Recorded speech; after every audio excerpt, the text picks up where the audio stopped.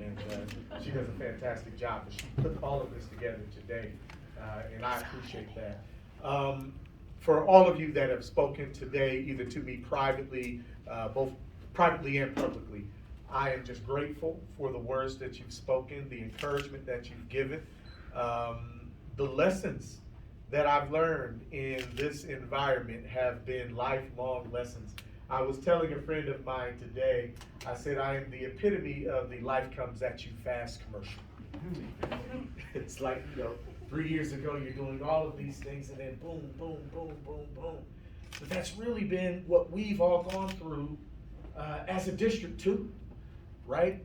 Dr. Dixon didn't tell you that when I went to her office, she probably had about a day's notice before we got up there. And on her wall in her office, she had all of the things that she was doing to close out with Cleveland Heights. And then on these other 3 sides of the wall, she had her vision for Columbus City Schools. And she walked me through that the first day that I met her. And I was bought into what we were doing and going to do together, from literal strategic planning, all of the things that we needed to do to learn about where our warts were as a district, all of the things that we needed to do to move children forward as a board. We've engaged in that. We've literally been through a global pandemic together. I told the board the other day, I don't care what nobody says about you. I love you. We've been through war together. I'm a soldier. The one thing that I know about, if you've got battle buddies, you will do any and everything for them. Once you go through a battle like we've gone through in navigating this $2 billion entity through a pandemic and into where we are with this space right now, all of you, I have a debt of gratitude for, because you all have been with me the entire time. Yes, there were some disagreements. I do not shy away from the fact that I am very outspoken about these young people. Yeah. I leave today with no regrets. I leave today with no regrets at all for the things that I said, for the things that I've done. For me, the children were always bigger than the position. Always. And so, it's important to me to know that now I can speak without a filter. That probably scares some people. But I do want to make sure that I thank first and foremost Dr. Dixon for your leadership throughout this entire time, Stan Behort for your leadership throughout this entire time, Carolyn Smith through your leadership throughout this entire time, and the entire office of OIA. You guys know how much you mean to me. And I'm just grateful for the work that you all do from a very quiet space. People might not realize the importance of an active Office of Internal Audit and what it means to a district this size. But I am just so grateful that I had the opportunity to serve with all of you in all of this. To my colleagues, you've got a different opportunity to use me now. A lot of the things that you all won't be able to say, I can still say. And so, how you navigate what it is that you are going through in the implementation of our 5-year strategic plan, our goals and guardrails, the engagement that we're going to do tonight is another start to that.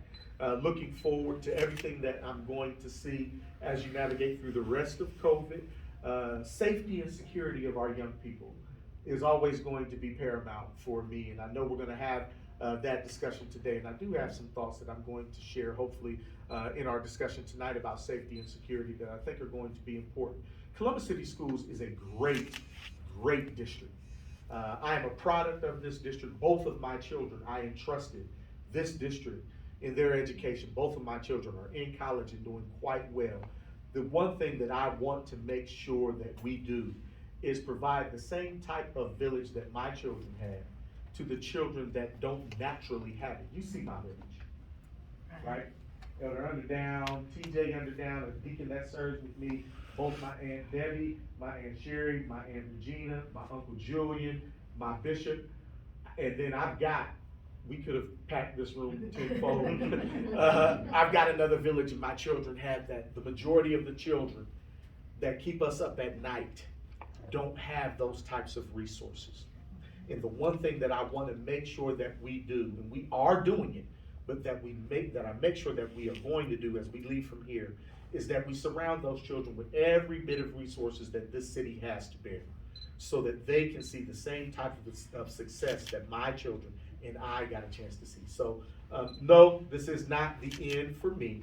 I've got some things that I need to do immediately and that I want to do short and long term, and you guys will hear a lot about me. I've told each and every one of you, my phone number is not going to change. Please answer my phone if I do call, and if you don't,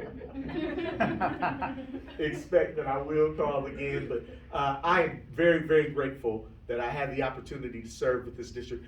President Adair, thank you for your leadership this entire time.